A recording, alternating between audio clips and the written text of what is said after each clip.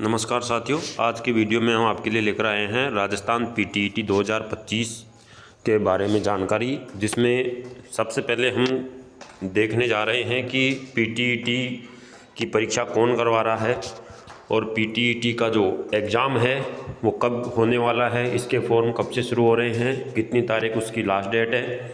साथ में ही हम देखेंगे कि कौन से कैटेगरी की कितनी क्या फीस रहने वाली है। तो आइए शुरू करते हैं। पीटीईटी का जो वर्धमान महावीर खुला विश्वविद्यालय कोटा द्वारा आयोजित होने जा रही परीक्षा है, तो उसका नोटिफिकेशन ये है। जो वर्धमान महावीर खुला विश्वविद्यालय कोटा द्वारा आयोजित होने जा रही परीक्षा का नोटिफिकेशन है, जिसमें 2 वर्षीय बीएड और 4 वर्षीय बीए बीएड बीएससी बीएड प्रवेश परीक्षा है। तो इसके बारे में देखते हैं। 2025-26 में जो प्रवेश होने वाले हैं उसके लिए सबसे पहले तो ये देखो कि इसके जो ऑनलाइन फॉर्म है वो 5 मार्च से शुरू हो चुके हैं और जो लास्ट तिथि है उसकी लास्ट डेट है वो 7 अप्रैल 2025 है। तो आप सभी को सबसे पहले तो ध्यान रखना है कि हमारे लास्ट डेट से एक दिन पहले तक ही अपना फॉर्म ज़रूर फिल कर लें, ताकि लास्ट डेट में आने वाली समस्या का हमें सामना नहीं करना पड़े। विशेष इसकी जो परीक्षा है वो 15 जून 2025 को आयोजित होने वाली है और इसकी प्रवेश की जो शुल्क है, जो फीस है वो 500 रुपये है। तो ये तो थी अपनी सामान्य जानकारी। इसके बाद हम देखते हैं कि इसके प्रवेश के लिए कौन कौन योग्य हैं, उसके नियम क्या है। तो जिसका हमने देखा कि आवेदन पत्र है वो हमारे को ऑनलाइन फिल करना है, उसमें फ़ोटो साइन जो भी है, अंगूठे की छाप है, ये सब ध्यान में रखते हुए साथ में ही हमें ये ध्यान रखना है कि किसी भी मान्यता प्राप्त विश्वविद्यालय की स्नातक या स्नातकोत्तर परीक्षा में कम से कम 50% अंक प्राप्त होना जरूरी है।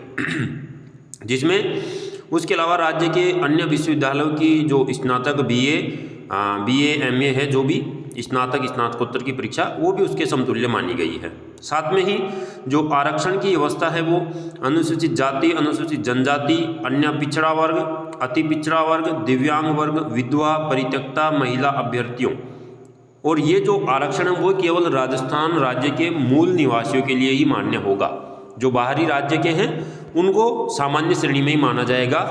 तो इन आरक्षित वर्ग के लिए जो न्यूनतम प्रतिशत अंक है वो 45% है, बाकी के लिए कितना है 50%। तो ये भी ध्यान रखना है, इनमें किसी प्रकार की छूट नहीं दी जाएगी।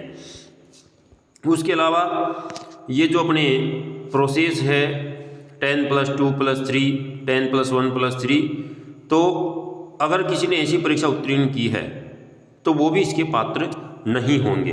तो इसलिए कुछ ध्यान रखते हुए हमें अपने जो योग्यता है उसका विशेष ध्यान रखना है। इसके बाद हम आगे चलते हैं। इस परीक्षा में कुछ आगे क्या होने वाला है। आरक्षण का नियम यहाँ पर आप देख सकते हैं किस प्रकार से रहने वाला है। अनुसूचित जाति वर्ग के लिए 16% है, अन्य पिछड़ा वर्ग के लिए 21 है, अनुसूचित जनजाति के लिए 12% है, एमबीसी के लिए 5% है और ईडब्ल्यूएस के लिए 10 है। उसके अलावा महिला, जिसमें 8% सीट विधवा वर्ग और 2% सीट तलाकशुदा के लिए है, वो जो भी नियमानुसार है वो लागू रहेगी। दिव्यांग के लिए 5% है। रक्षा सेवा या पूर्व सेवा के जो आश्रित है, जिसमें केवल जल थल नभ सेना है, तो उनके लिए भी 5% आरक्षण रहने वाला है। तो ये है। साथ में ध्यान रखना है कि आरक्षण उसी को मिलेगा, आरक्षण का फायदा, जिसके पास ये सर्टिफिकेट होंगे। उसके बाद आगे चलते हैं। ये बात पहले ही क्लियर हो चुकी है कि राजस्थान राज्य के बाहर के जो अभ्यर्थी है उन्हें सामान्य श्रेणी में ही माना जाएगा और हमें अपने फॉर्म फिल करते हुए अपनी श्रेणी का, अपने संकाय का, अपने लिंग अर्थात पुरुष महिला अभ्यर्थी अपना ध्यान रखते हुए सभी चीज़ों का सही फिल करना है। अपना जो मोबाइल नंबर है, मेल आईडी है, वो ऐसी ऐड करें जो अपने लिए आगे भविष्य में किसी प्रकार की कोई सूचना हो तो हमें सही प्राप्त होती रहे। साथ में ही बैंक खाते की सूचना अगर वो भी सही नहीं है तो वहाँ भी समस्या आ सकती है, इसलिए ध्यान रखें। शिक्षण विषयों का अपना ध्यान रखें। जो सब्जेक्ट आपके बीए बीएससी वगैरह में है तो उसी को इसमें भरें। इसमें विशेष दिया गया है प्रथम वर्ष, द्वितीय वर्ष, तृतीय वर्ष में जो अनिवार्य विषय लिए गए हैं, जैसे सामान्य अंग्रेजी, हिंदी, सामान्य शिक्षा है या पर्यावरण है, सामाजिक कार्य है, प्रारंभिक कंप्यूटर, भारतीय सभ्यता संस्कृति है, तो वो इसके अंदर मान्य नहीं होंगे। जो वैकल्पिक विषय है उन्हीं को, जिनका यानी आपने पिछले 2 वर्ष या 2 वर्ष से अधिक लगातार पढ़कर विश्वविद्यालय से परीक्षा उत्तीर्ण की है, तो वही विषय इसमें मान्य होंगे। 3 वर्षीय पाठ्यक्रम में। ऐसा नहीं है कि हमने अनिवार्य वाला भर रखा है और उसी के अनुसार हम करने की सोचे, तो वो असंभव है। तो इसलिए इन चीज़ों का भी ध्यान रखें। उसके अलावा योग्यताओं के बारे में पहले से क्लियर हो चुका है। देखो कुछ और सूचना है तो उसको और हम देख लेते हैं कि यदि कोई अभ्यर्थी एक ही संकाय के 2 विषयों में स्नातकोत्तर डिग्री धारित है तो वह उस संकाय में पीजी विषयों के आधार पर शिक्षण विषय का चुनाव कर सकेगा। पीजी विषय जो आपने ली है, और वाणिज्य संकाय के स्नातक अर्थशास्त्र विषय नहीं चुन सकते हैं। तो ये ऐसे बहुत सारी चीज़ें हैं जो हमें ध्यान रखनी है, उसके बाद ही हम इस परीक्षा में बैठने के योग्य माने जाएंगे। उसके बाद आगे जो प्रवेश के नियम हैं वो इस प्रकार है।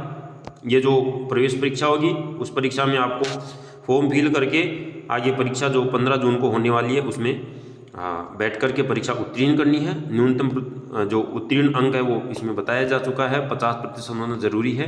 तो इस प्रकार से ये अपने पीटीटी प्रवेश परीक्षा का मार्गदर्शन था। उसके साथ में अब हम देखते हैं इसका थोड़ा सिलेबस क्या रहने वाला है। शॉर्ट रूप में हम सिलेबस को इस वीडियो में देखने जा रहे हैं, तो आप वीडियो पर लास्ट तक बने रहें और चैनल को सब्सक्राइब जरूर कर लें। इसके साथ में ही आगे जो रीट की परीक्षा होने वाली है, उसके अलावा और भी पटवारी भर्ती परीक्षा है, 4th ग्रेड की परीक्षा होने जा रही है राजस्थान में।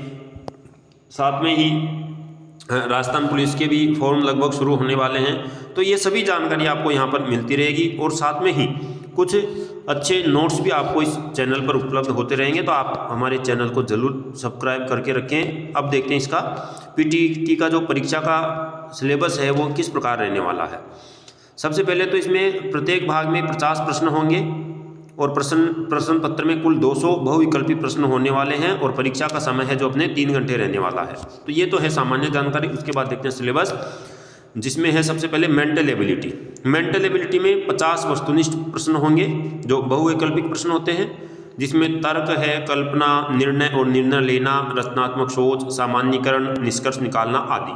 तो आप वीडियो पर बने रहिए ताकि हम आगे इसके कुछ एग्जाम्पल के तौर पे भी इस सिलेबस को और इस पेपर को देख सकते हैं। उसके बाद दूसरा जो टॉपिक है वो है teaching attitude and aptitude test, जिसके अंतर्गत क्या आने वाला है, शिक्षा मनोवृत्ति और योग्यता परीक्षण, जिसमें है 50 प्रश्न, सामाजिक परिपक्वता, नेतृत्व, व्यावसायिक प्रतिबद्धता, पारस्परिक संबंध, संचार, जागरूकता आदि। अब यह दृष्टिकोण और जागरूकता की परीक्षा होगी, जिसमें प्रश्नों के उत्तर 3, 2, 1 और 0 के पैमाने पर दिए जाएंगे। यानी आपका पूरा प्रश्न सही है तो उसके 3 नंबर मिलने वाले हैं, अगर थोड़ा सही है तो उसके 2, और थोड़ा उससे कम सही है तो 1, और बिल्कुल ही गलत है तो उसके 0। तो ये इस प्रकार से मार्किंग होने वाली है। उसके बाद आता है जनरल अवेयरनेस, जिसमें सामान्य जागरूकता आने वाली है।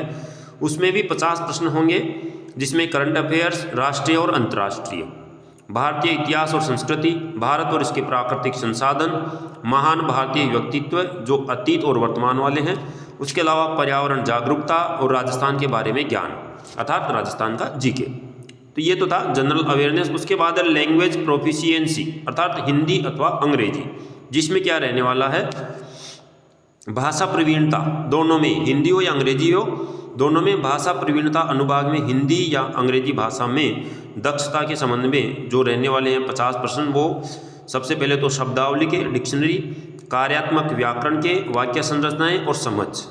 तो इस प्रकार से ये हमारे सिलेबस का भाग था। इसके बाद देखते हैं हम, प्रत्येक प्रश्न 3 अंक का होगा और जो पूरा पेपर है वो 600 नंबर का होने वाला है।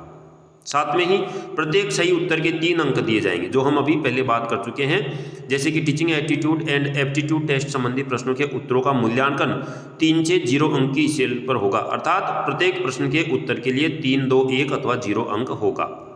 उसके अलावा अब हम देखते हैं, इसके कुछ उदाहरण दिए गए हैं। सही गोला किस प्रकार करना है, अगर आप पहली बार परीक्षा दे रहे हैं तो इन चीज़ों को विशेष ध्यान रखें।